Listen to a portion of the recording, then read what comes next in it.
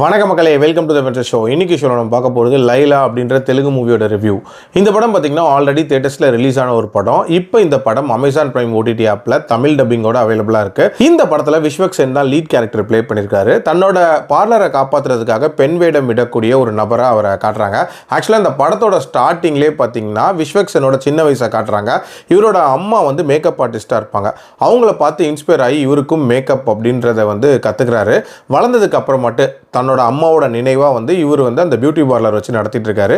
In fact பயங்கர கூட்டம் வரக்கூடிய ஒரு பார்லர் அப்படின்னே சொல்லலாம்.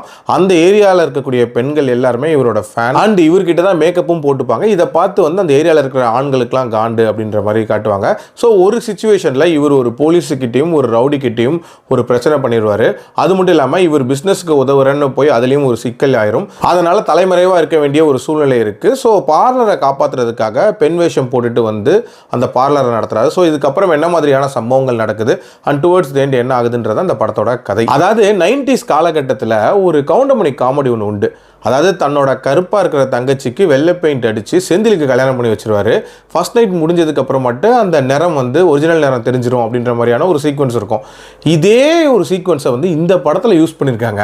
ஆனால் என்னன்னா இந்த படத்தோட ஒரு மேஜர் கான்ஃப்ளிக்டே வந்து அந்த போர்ஷன் தான். அதாவது வில்லனுக்கே இந்த மாதிரி கருப்பாக இருந்து மேக்கப் போட்ட ஒரு பொண்ணை வந்து கல்யாணம் பண்ணி வச்சிருவாங்க அப்படின்ற மாதிரி காட்டுவாங்க. இன்ஃபேக்ட் இந்த படத்தில் வந்து பியூட்டி ஸ்டாண்டர்ட்ஸ்லாம் இவங்களே செட் பண்ணுறது.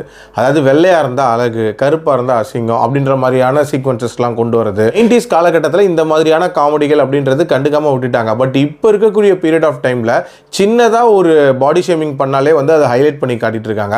இந்த படத்தில் பெருசாக வந்து ஒரு கலர் டிஸ்கிரிமினேஷனே பண்ணி வச்சிருக்காங்க அப்படின்னே சொல்லலாம். அதே மாதிரி ஹீரோ பொம்பளை வேஷம் போடுறது அப்படின்றது ஒரு டிஃப்ரெண்ட்டான முயற்சியாக கூட நம்ம பார்க்கலாம். பட் பொம்பளை வேஷம் போட்டாலே ஏதோ காஜோடையே இருக்கணும் அப்படின்ற மாதிரியான ஒரு மனநிலையிலே அவரோட கேரக்டர் இருந்துச்சு அப்படின்னே சொல்லலாம். இன்ஃபேக்ட் 2 வில்லன்களையும் எப்படி மயக்கிறது அப்படின்ற மாதிரியான காட்சி அமைப்புகள் தான் இருந்துச்சு. இதெல்லாம் பார்க்கறதுக்கே ரொம்ப ரொம்ப அபத்தமாக இருந்துச்சு. அண்ட் இதில் வரக்கூடிய காமெடிகள் அப்படின்றதுமே அந்த மாதிரி அருவருக்கத்தக்க வகையில் தான் இருந்துச்சு அப்படின்னே சொல்லலாம். ஒரு டிப்பிக்கல் கமர்ஷியல் டெம்ப்ளேட்குள்ளே ஃபிட்டின் பண்ணப்பட்ட ஒரு படம் தான். அதாவது ஹீரோ இன்ட்ரடக்ஷனு, தேவையில்லாத லவ் போர்ஷன், அதுலேயும் ஹீரோயின்லாம் எதுக்கு இந்த படத்தில் அப்படின்னே தெரியல, வெறும் கிளாமருக்காக யூஸ் பண்ணப்பட்ட மாதிரி தான் இருந்துச்சு. அண்ட் ஃபோர்ஸ்ஃபுல்லான காமெடி அண்ட் தேவையில்லாத ஸ்டன்ட் சீக்வன்சஸ் இதெல்லாம் நிறைஞ்ச ஒரு படமாக தான் நான் பார்க்குறேன். இந்த படத்தில் பாசிட்டிவாக சொல்லணும் அப்படின்னா அந்த அம்மா சென்டிமெண்ட் அப்படின்ற ஒரு விஷயத்தை கொஞ்சம் யோசிச்சிருக்காங்க அப்படின்னே சொல்லுவேன். பட் அதுவுமே எனக்கெல்லாம் பெரிய லெவலில் ஒரு இம்பாக்டை கொடுக்கவே இல்லை. ஓவரால் என்னை பொறுத்த வரைக்கும் ஸ்கிப் அப்படின்னு தான் சொல்லுவேன். என்னோட ரேட்டிங் இந்த படத்துக்கு 2 out of 5. அடல்ட் கண்டென்ட்டை பொறுத்த வரைக்கும் இதில் வல்கரான சில காட்சிகள் இருக்குது. அதனாலே இது ஸ்ட்ரிக்ட்லி ஃபார் அடல்ட்ஸ். மீண்டும் அடுத்த விமர்சனத்தில் சந்திக்கிறேன். நன்றி.